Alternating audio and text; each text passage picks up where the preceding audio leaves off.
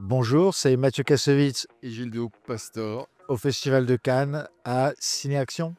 Road to Cinema. Road to Cinema.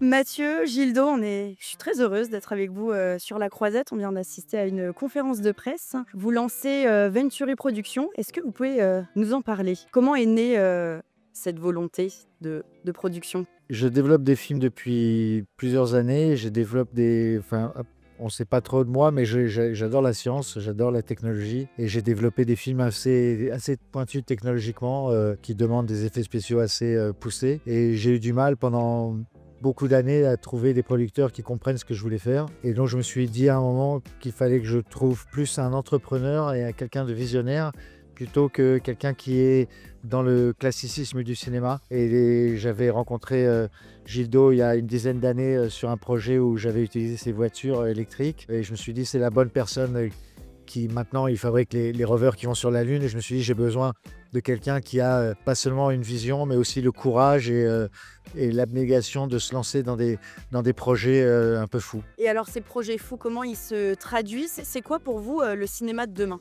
Le cinéma de demain, c'est un cinéma... Il y a toujours le cinéma d'aujourd'hui et le cinéma d'hier qui sera, j'espère, grâce au Festival de Cannes et tous les autres festivals dans le monde, continueront à faire perdurer cette tradition et cet art qui est si spécial du cinéma comme on le connaît.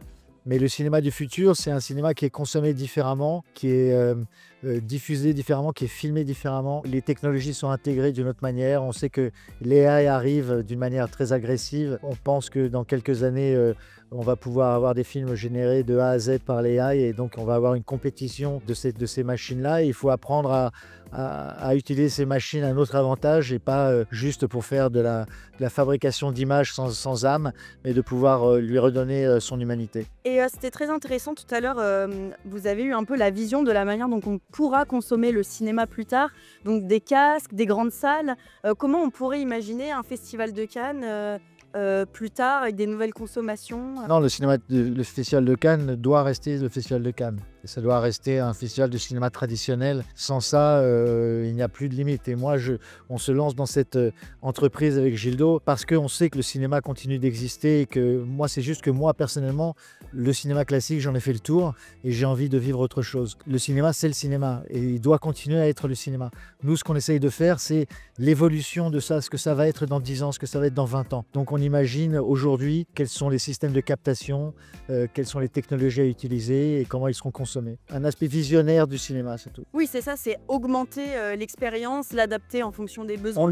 On sait que la technologie va nous permettre et va nous obliger, comme elle le fait déjà aujourd'hui, à raconter les histoires d'une manière différente et à les consommer d'une manière différente. Il faut juste qu'on soit en avance et qu'on comprenne bien comment utiliser ces nouveaux outils qui pour l'instant nous dépassent. Est-ce que du coup ça veut dire que tous les deux vous avez des réflexions aussi différentes sur la manière de produire les films parce que l'expérience aussi va être différente? En fait, on est en train de lancer un truc qu'on ne sait pas très bien puisqu'on veut être les premiers à se lancer là-dedans. Donc par exemple, développer des histoires. J'ai des histoires que je peux développer d'une manière linéaire mais que je peux aussi développer d'une manière sous une forme de jeu vidéo ou de film interactif à consommer d'une autre manière que juste derrière un écran. J'ai plusieurs histoires qui s'adaptent à des technologies différentes et et nous on a envie pas juste de trouver les bons partenaires mais de participer avec eux à la fabrication de nouvelles technologies.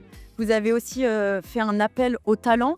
Là aujourd'hui on a beaucoup de jeunes cinéastes qui nous suivent, des créatifs, beaucoup de personnes je pense qui ont pas mal d'idées, en tout cas une nouvelle génération. Quel type de profil pourrait vous intéresser pour partir aussi dans cette aventure éventuellement? Là pour l'instant on travaille sur mes projets, on a assez de choses à développer chez nous, mais on veut travailler avec des gens qui sont justement les futurs innovateurs, les startups ou les créateurs qui pensent out of the box, comme on dit. Donc c'est un peu l'exemple qu'on veut donner et puis on va essayer d'attirer vers nous les gens qui voudraient essayer des choses différentes. Pour terminer, comment ça va se dérouler pour vous là, le Festival de Cannes? Comment vous l'avez vécu cette édition? Moi j'en ai profité pour faire mon adieu à la haine où j'ai fait les 30 ans de la haine et je suis remonté avec les jeunes acteurs de la nouvelle génération du spectacle. Pour moi, le Festival de Cannes, c'est toujours une émotion assez forte et c'est incontournable. On est obligé de venir ici parce que c'est agréable, parce qu'il y a tout le monde et parce que c'est ici que les projets se fabriquent.